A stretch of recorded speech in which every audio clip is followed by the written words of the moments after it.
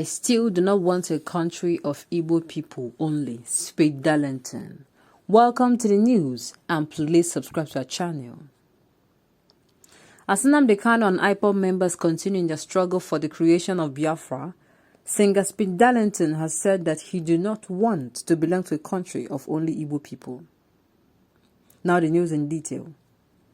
The singer recently stated this during an exchange with an Instagram user who took to his page to warn him against speaking ill of Nnamdi Kanu. Recall that a few days ago, Speak Darlington had frowned at the constant sit-at-home orders issued by IPOB members. He opined that the directive had had an adverse effect on people of the southeast who are forced to close their shops any day the directive is issued. Responding to the IG user who gave him a warning not to speak against Kanu, Speak Darlington opined that the diversity of Nigeria is what makes us interesting and that he does not want a country where two or one language only will be spoken. See the conversation. And it reads, I respect you as a fan, but please don't ever mention Nnamdi Kanu on your broadcast, even if you do not want backlash. Nnamdi Kanu is a freedom fighter and you are an entertainer. You are two different people. Do your job, let him do his. In reply, I do not like this statement, but it is your opinion. A person can be whatever he or she wants to be. Stop limiting yourself to one time. He is sacrificing for anyone. But the fact is that I do not want a country of just two language or one language. I want different way of marriage and cultures. It's what makes everybody interesting. All of us have different types of masquerade. These differences makes us interesting. Even if we part ways with not, I still do not want a country of Igbo people only. Well, he has said everybody is entitled to, of course, nature and nurture has made us have different views of life. And it is indeed very difficult for you to find everyone saying the same thing or agreeing to the same thing. That means there's a problem.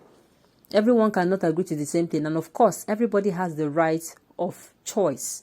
You have the right to choose where you want to go, choose what you want to do with yourself, and choose your own cultures or beliefs and faith. Everything, you have a choice to. So this particular one, well, he has made his choice. He has made his choice. Yes, he has made his choice. And of course, I do not see anything wrong in his statement. He's only saying what your opinion. It is like, this is what I want. This is what I want. I do not want, yes. And I do not think that there is any way that he has spoken. I do not think so. I do not think so. Well, this is not supposed to be an importance right now because a lot of issues are going on. We should stop the little distractions from things that are not going to. This particular issue now is not holding water. It is not the issue that is going to solve the insecurity, the growing insecurity in both the north, the east, and the west. It is not going to stop it at all. People die on a daily basis and you're here arguing over what exactly? Over your opinion. Everybody's entitled to their opinion and everybody has the right to choose or to decide what the opinion will be. So it shouldn't be what will make news or what will make everybody turn and listen to you now. So, of course, people have opinions. They have the right to make the choices. They have the right to do what they want to do. They have the right to make decisions on their own. Because why? They are human beings. And of course, we practice a democratic system of government in Nigeria here. So those backlashing him, I do not see anything wrong. Sincerely, I do not. It is just like I do not want this particular thing. I do not want to be eating only this particular kind of soup.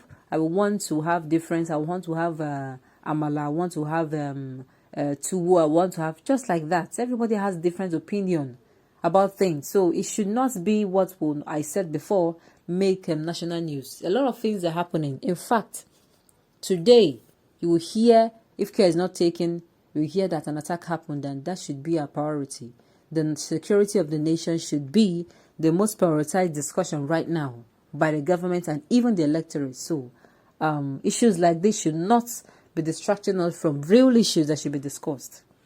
I only wish that as today is being a wonderful day, that the federal government, the wind will blow and the federal government will just waking up to the to the suggestion that has been thrown by a lot of people, both those in government, both those who are not in government, those who are mere citizens and those who are in holding positions. This particular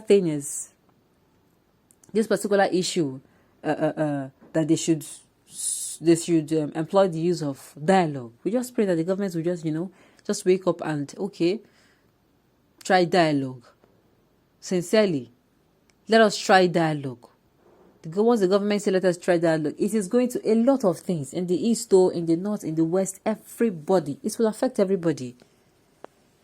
While you're trying the dialogue, you're easing down.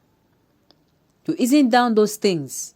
The dialogue has happened the first time. You call the 6 geopolitical zones in the country. You listen to what they have to say. Of course, there's an interpreter. You communicate to these people, and you see that things are really not supposed to be taking this long or costing so much. Why? Because dialogue can change it. Dialogue can change the narrative. Dialogue can do a whole lot of good. Resources can be saved through dialogue. Lives can be saved through dialogue. A lot of things, the funds that are supposed to be used for other things, that is going to be used for maintenance and rebuilding of one particular structure or more, is going to be challenged in the right discussion. At the end of the day, everybody goes home happy and contented and fulfilled. So I just wish that the breeze today, the air will carry the wind, the suggestion that has been said by the electorates and those in government, that the government should make use of dialogue, and that at the end of the day, everybody will be happy. The civilians will be happy, the electorates, and not just carrying out the dialogue. The dialogue is going to be one step in progress. What they are going to be doing is to ensure that when during the dialogue and even after the dialogue, the things that are discussed are going to be. It's a practical example. The people say there is no equity in allocation of appointment and fund. You start seeing reshuffling happen. You start seeing people getting reshoved, and not just, it is clear and it is seen. And I tell you, Nigerians that is where you even say that this government they will take this government very good. Why? Because the government is now in communication with its people, and at the same time, not just only in communication, it is doing right by its people. It is going to be, it is going to be a huge plus on the side of the government now. A very, very huge source. It's going to be a huge development. The electorate will see it as a very welcome development that, of course, they are going to wish it goes on for a very long time. Well, on this note, we have come to the end of the news. We say thank you for tuning in to listen. Until I come your way next time, enjoy the rest of the day.